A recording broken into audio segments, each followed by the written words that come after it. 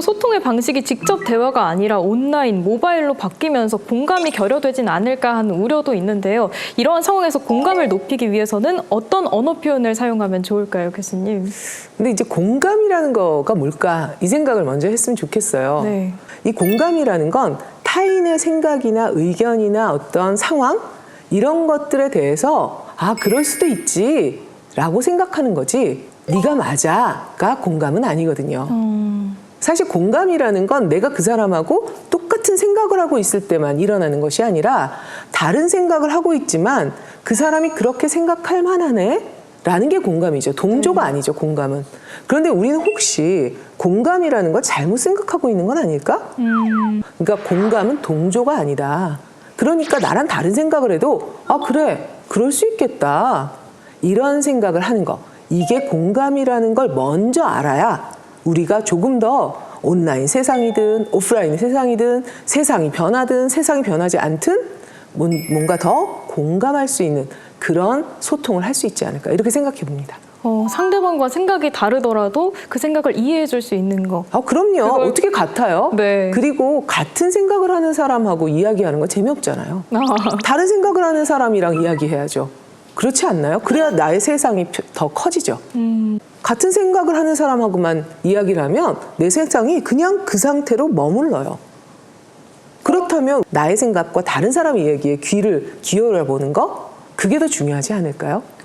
정말 오늘 또 한 번 그 공감이란 상대방의 생각이 다를 수 있음에도 이해할 수 있는 것. 그렇죠. 네.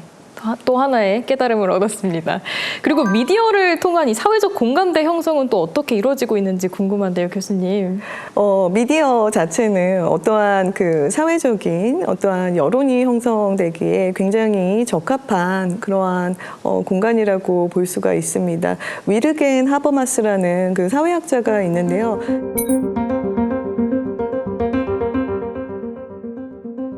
이분 같은 경우에는 이제 18세기 유럽에서 막 등장하기 시작한 커피하우스에서 이렇게 시민들이 커피를 마시면서 자유롭게 대화하는 와중에 그 당시에는 가장 인기를 끌었던 이런 신문 잡지 같은 거를 보면서 정책적인 문제나 왕이 이걸 뭘 잘못했어, 교황이 뭐 이랬대 흉도 보고 또 이러한 여러 가지 사회 안건에 대해서 자유롭게 의견을 개진하는 과정을 굉장히 흥미로운 주제로 보고 연구를 했어요.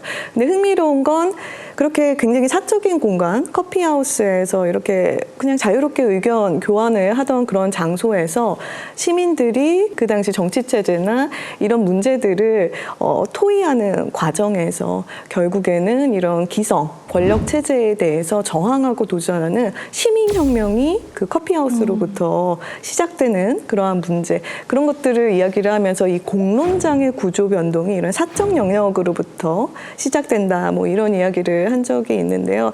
사실 우리가 소셜미디어가 처음에 등장했을 때만 해도 이렇게 누구나 자유롭게 의견을 나눌 수 있고 누구나 자유롭게 글 콘텐츠를 생산을 해서 공유할 수 있는 이런 환경에서는 이런 하버마스가 이야기한 뭔가 합리적인 토론이라든가 뭔가 사회적인 문제에 대한 이슈에 대한 공감이라든가 이러한 것들이 주로 개진될 것이라고 많이 생각을 했어요. 실제로 웹 초기만 하더라도 그런 양상들이 있었어요. 그래서 블로그처럼 자신의 생각을 정리해서 이렇게 올리는 이러한 매체들이 좀 인기를 끌었다면 오늘날에는 누군가 짧은 영상이나 이런 것들을 올리면 좋아요, 공감 버튼을 누르는 거, 이게 오히려 더 우리가 사실은 평범한 사람들은 더 많이 하는 커뮤니케이션 방식이거든요. 페이스북만 하더라도 굉장히 공감 기능이 몇 가지로 제한되어 있습니다. 네. 좋아요, 하트라든가 몇 가지 우는 표정이라든가 이런 몇 가지 굉장히 제한된 표현으로서만 이 타인의 의견이나 정서적인 표현에 대한 공감 표시를 할 수가 있거든요. 이런 문제 때문에 사실 소셜미디어에서는 교수님이 말씀하신 것처럼 공감이 가지고 있는 여러 가지 기능이 제대로 활용이 되기보다는 사실은 그 플랫폼에서 제시하는 방식대로 굉장히 제한된 방식으로 공감을 하는 그러한 측면이 있는 것 같습니다. 그러다 보니까 이전에 하버마스식처럼 의견을 계속 나누고 새로운 관점이나 의견들이 채택되는 식으로 소통이 발전하기보다는 들끓는 거예요. 감성적인 공론장, 문화적인 공론장들이 오히려 더 주류를 이루는 그러한 모습이 관찰이 되고 있습니다. 디지털 공간에서 이 제한적인 공감 때문에 또 소통의 오류도 생기기 십상인데요. 그렇다면 이 디지털 소통에서 언어적인 오해를 줄일 수 있는 팁 한 번만 전해주시죠. 디지털 소통 그러면 뭐 물론 이제 동영상이나 이런 것도 있지만 대체로는 문자 이런 것들이 이제 오가는 거 거기에 조금 더 많은 이제 비중을 차지하고 우리 일상에서도 뭐 문자를 보낸다든지 음성보다는 또 대면에서 만나는 것보다는 그렇게 하게 되는데요. 그랬을 때 이 문자가 가지고 있는 특징을 잘 이해해야 돼요. 사실 문자는 굉장히 납작한 도구예요. 우리가 이제 문자를 오가다 보면 오해가 굉장히 많이 쌓입니다. 왜요? 거기에 소위 얘기하는 운율, 입체적으로 만들어주는 장치거든요. 음의 높낮이, 강약, 길이 이런 것들이 사실은 우리는 더 많은 정보들을 주는데 그런 것들이 다 빠지니까 문자가 있으니까 이걸 나의 식대로 읽어버려요. 예를 들어서 이거 고치세요 이렇게 쓴 게 아니라 이거 고치세요 이렇게 썼는데 이걸 읽는 사람 이거 고치세요 이렇게 읽으면 완전히 다른 소통이 되잖아요. 이거에 대해서 우리가 생각해야 된다는 거죠. 내가 이런 말투로 보냈는데 과연 상대가 이렇게 이 말투로 받아들일까? 이거를 잘 생각하면서 대면일 때는 어떻게, 페이스북일 때는 어떻게 이렇게 조금 더 입체적으로 생각하는 거. 그래서 조금 더 그냥 즉각적으로 하지 마시고 이거는 어떤 특징이 있을까? 이런 것들을 생각하면서 대응하는 거. 그리고 그 도구들을 잘 사용하는 거. 그러니까 각각의 미디어에 대해서 우리가 잘 대응할 수 있으려면 도구를 잘 쓰려면 그거에 대한 이해가 필요하다. 소위 이게 디지털 리터러시 뭐 이런 거 아닐까요? 네. 네, 아무래도 문자는 그 대면에서 볼 수 있는 비언어적인 특성이 없다 물론입니다. 보니까 좀 오해가- 좋은 말씀하셨네요. 네, 비언어적인 거 그렇죠? 네. 그게 더 입체적으로 돼주는데 언어적인 걸로만 소통하다 보면 납작해진다. 이 생각을 꼭 하자는 말씀입니다. 그래서 오늘날에는 이제 시민성 개념을 우리가 많이 써요. 그래서 우리가 단순히 디지털 플랫폼 이용자로서 스스로를 인식할 것이 아니라 일종의 시민의식을 가지고 우리가 시민으로서 현실 세계에서는 안 하는 행동들이 있잖아요. 네. 마찬가지로 이 플랫폼에서도 다른 사람과 소통을 할 때 일종의 시민의식을 가지고 다른 사람과 대화할 때 상대를 존중을 하고 세대 차이라든가 여러 가지 문화적인 언어적인 차이까지도 이해를 하면서 소통을 하면 좀 오해가 줄어들지 않을까 싶습니다. 특히 유튜브 같은 경우, 틱톡도 그렇지만 댓글을 보면은 예전처럼 한국 사람하고만 또 소통을 안 하고 있어요. 보통 우리가 좋아하는 블랙핑크라든가 K-팝 데몬 헌터스와 관련된 이러한 영상들을 눌러보면은 실제 댓글의 과반수 이상이 외국어, 각국의 언어로 사용이 되고 있는데 중요한 건 이게 자동 번역이 되다 보니까 다른 언어로 싸우는 그러한 것들도 우리가 계속 보게 됩니다. 그리고 사실은 그 과정에서 이거는 한국 고유의 문화가 아닌 것 같아? 이거는 다른 나라 문화에서 온 게 아닐까? 막 이러면서 문화 간의 어떤 갈등으로까지 점철되는 그러한 현상들도 사실 댓글을 보면은 볼 수가 있거든요. 그래서 사실 이 AI가 자동 번역을 많이 해주고 유튜브나 이러한 틱톡 같은 데에서 보여지는 이러한 댓글 상당수는 이렇게 자동으로 번역되는 과정에서 미묘한 뉘앙스라든가 문화에 대한 이해가 부족한 상태로 기계가 번역을 하기 때문에 더더군다나 오해가 증폭되기가 굉장히 쉬운 환경이라고 볼 수가 있습니다. 그래서 이러한 것들을 사실은 근본적으로 해결하기는 사실은 어렵고 결국에는 상대가 나와 다른 문화적인 배경, 언어적인 배경, 어떠한 차이를 가지고 있다라는 거를 인지를 하고 다양성을 존중하는 방식으로 일종의 디지털 세계 사회의 시민이라고나 할까요? 실제로 우리가 그런 이야기를 해요. 그래서 디지털 시민성 차원에서 우리가 좀 서로에 대한 존중을 하는 그러한 소통 문화를 하면 좋을 것 같습니다. K컬처의 시대, 문화 교류와 소통도 중요한 시대라고 합니다. BTS나 오징어 게임의 흥행 또한 소통이 한 몫을 했다고 하는데 어떤 소통 전략이 있었을까요? 한국 같은 경우에는 기본적으로 소셜미디어를 통해서 이렇게 그 셀러브리티, 가수나 유명인이 이런 본인들의 팬과 함께 소통을 하는 것 자체에 대해서 그렇게 크게 웹 초기부터 거부감이 없었고 특히나 BTS가 트위터라든가 이런 다양한 소셜미디어를 통해서 팬들과 직접적으로 소통하는 모습을 보이고 이 팬들만을 위한 컨텐츠를 기획사에서 직접 제작해서 남기고 이 과정에서 해외 팬들이 사실은 이 플랫폼에서 자동 번역 기능이나 이런 거를 활용을 해서 이러한 콘텐츠를 보면서 이 한국식의 팬덤 문화, 이 팬과 스타의 소통 문화 이러한 것들이 해외에도 사실은 확산이 됩니다.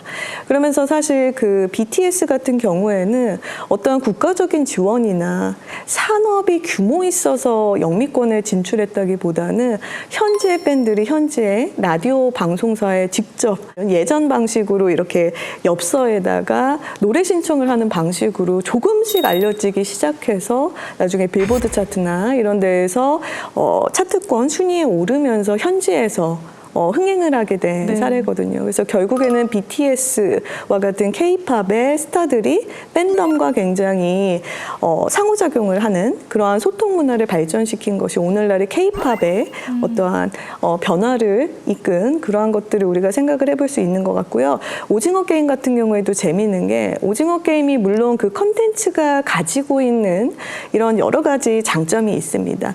내용이나 뭐 연출이나 뭐 형식이나 여러 가지 측면에서 장점이 많은데요.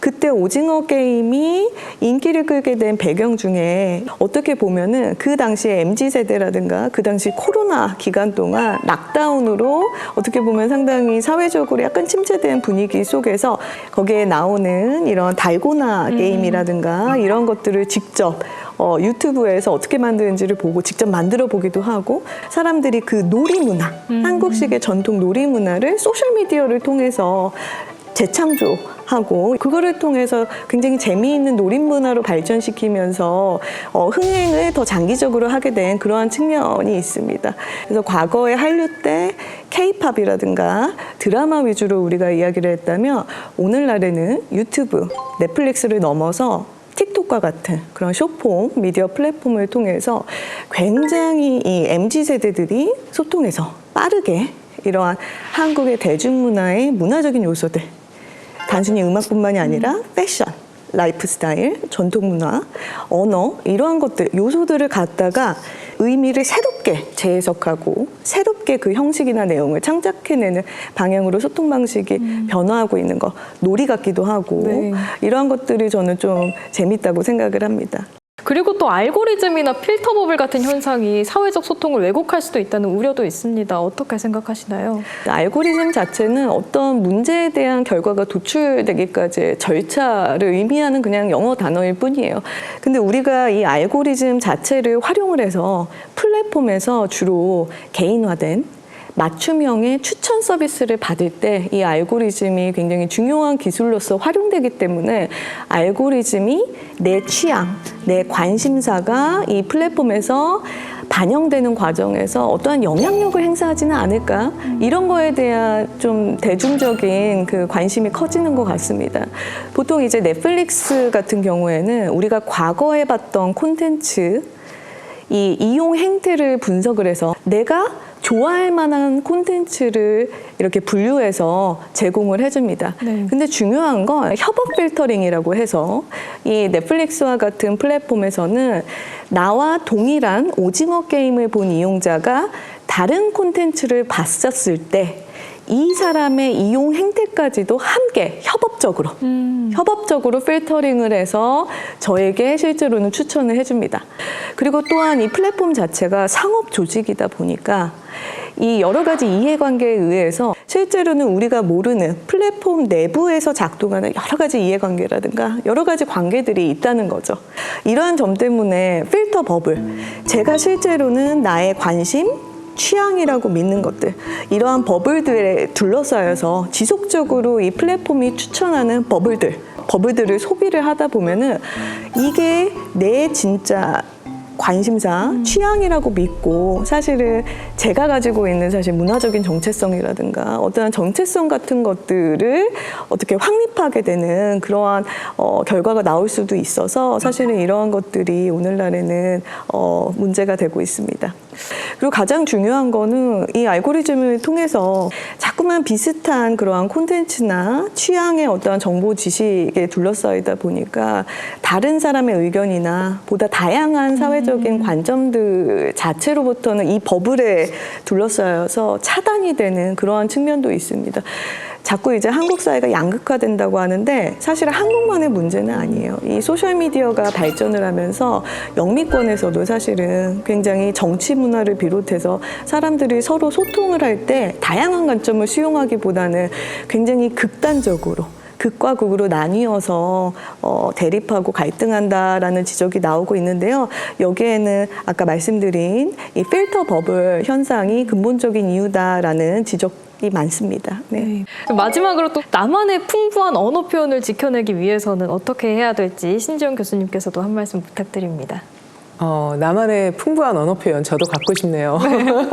근데 저는 이제 말을 잘하고 글을 잘 쓰는 것과 관련해서 이렇게 얘기를 해요. 우리가 옷 잘 입고 싶잖아요. 옷을 잘 입는 방법 뭘까요?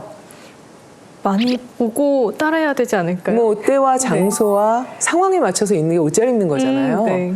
자, 그러고 또 하나는 옷장도 풍부해야 되죠. 그래서 내가 골라 입을 수 있어야 되잖아요. 이런 것처럼 말하기나 소통도 마찬가지다. 이렇게 우리가 생각해 보면 조금 더 쉬워질 것 같아요. 자, 그럼 말의 옷장을 넓히는 거. 이건 어휘를 풍부하게 하는 거잖아요. 그러면 그 어휘를 풍부하게 하는 건 대상에 따라서 다른 어휘를 써야죠. 그러니까 그 사람들과 소통하기 위해서는 나의 옷장에는 어떤 세대와 만나도 사용할 수 있는 몇 개의 옷은 있어야죠. 그 언어도 마찬가지죠. 요즘 애들은 왜 저런 말을 써가 아니라 저런 말을 쓰는 요즘 애들의 어휘들은 어떤 게 있을까?